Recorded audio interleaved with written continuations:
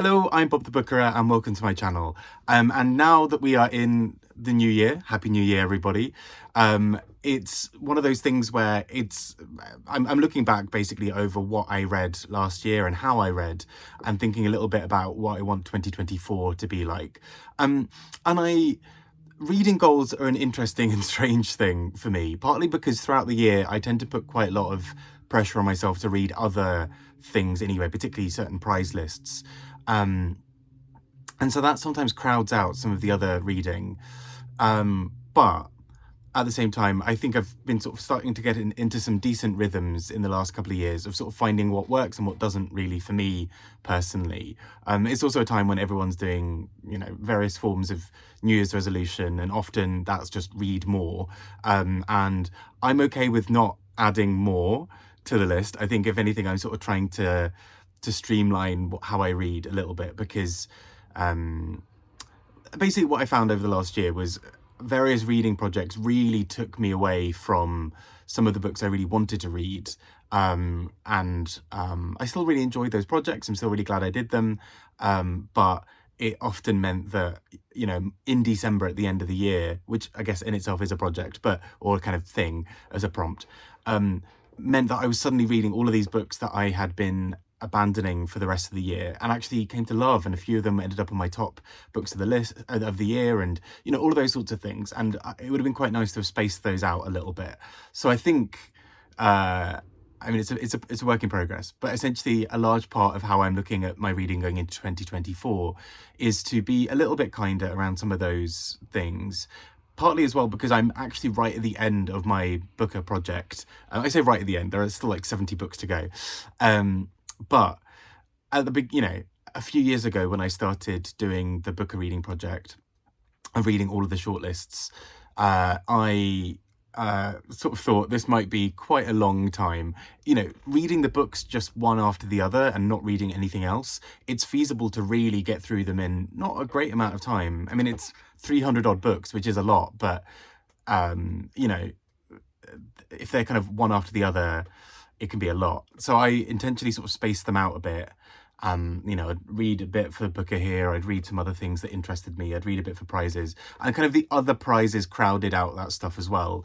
So it kind of felt a lot in 2023 like I constantly had homework of, got to read this book by a certain time to do this video, and then once I'm done with that, great, straight on to the women's prize, straight on to the Goldsmiths. And as much as I loved some of the books I read from that, it took a bit of the joy out because I was just constantly on a treadmill for all of 2023, I think, in terms of my reading.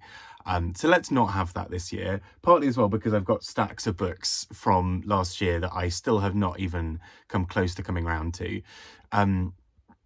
So what that then looks like for 2024 is, and these are kind of some of the little goals I've given myself for what I want my reading to look like.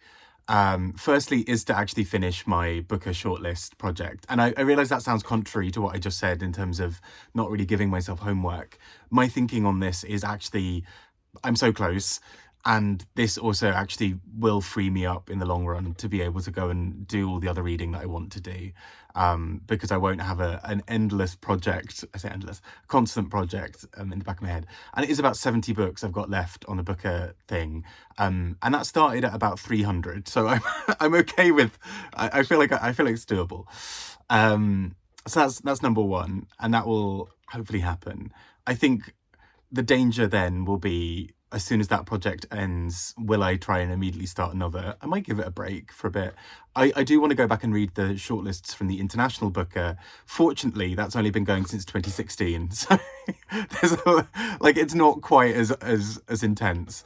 The other prizes I'm looking at potentially doing some of the reading, the backlogs for, like the Goldsmiths or what have you, are also relatively newer prizes, so there isn't quite as much of a horrendous backlog to get through like with the Booker. So I'm looking forward to that, but I will try and take a little break in between. And a part of my sort of achieving a little bit more balance with my reading this year is also that I am going to try and incorporate a few more fun reads into that. Whether that is things like Terry Pratchett, who I have been like, I've read the first 2 books of the Discworld series, and I realised this is another project in and of itself, but a very slow, spaced out one. I'd really love to read the Discworld series bit by bit, but there is absolutely zero hurry on that. That can take as long as it needs to take, because those books are just fun, and I really want to be able to go and do that.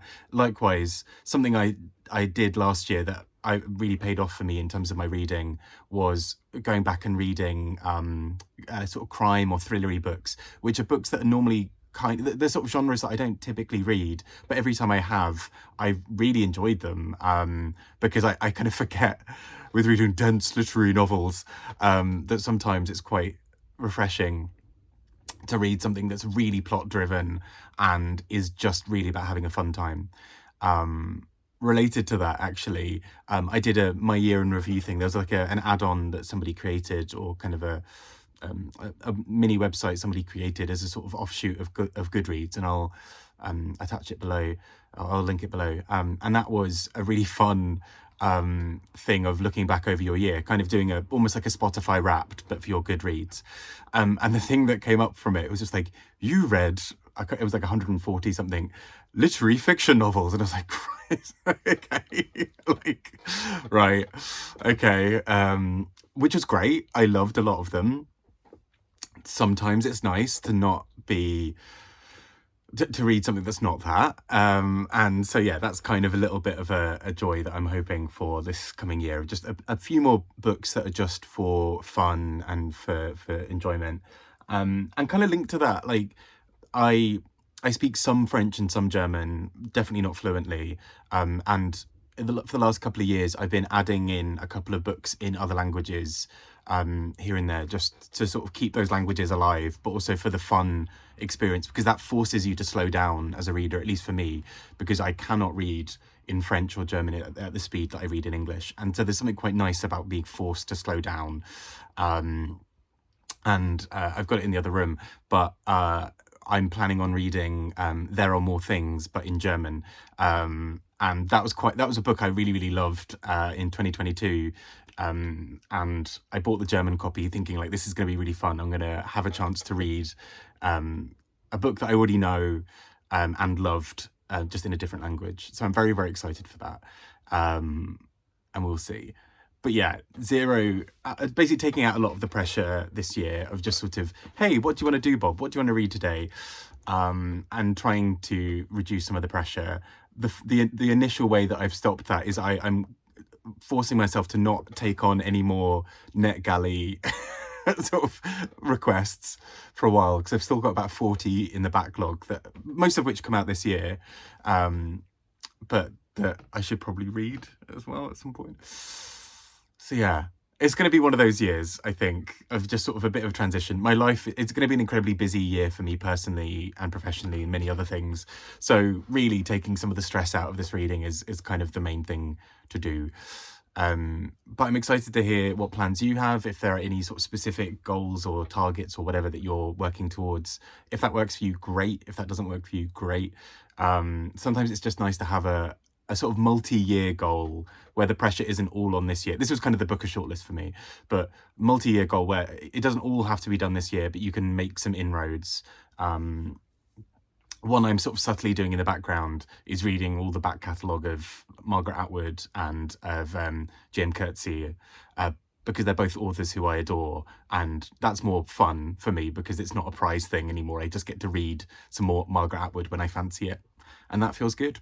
So yeah, anyway, I'd love to hear your thoughts, what your plans are for the year. Have a wonderful 2024, both personally and in terms of reading. Also, I recently hit 4,000 subscribers, which is lovely. So I'll do some kind of mini celebration-y thing. It literally it happened about 20 minutes before midnight. I was like, yes. There we go. Nice way to start 2024. I hope you all have a wonderful year. Take care, and I'll see you all soon. Bye-bye.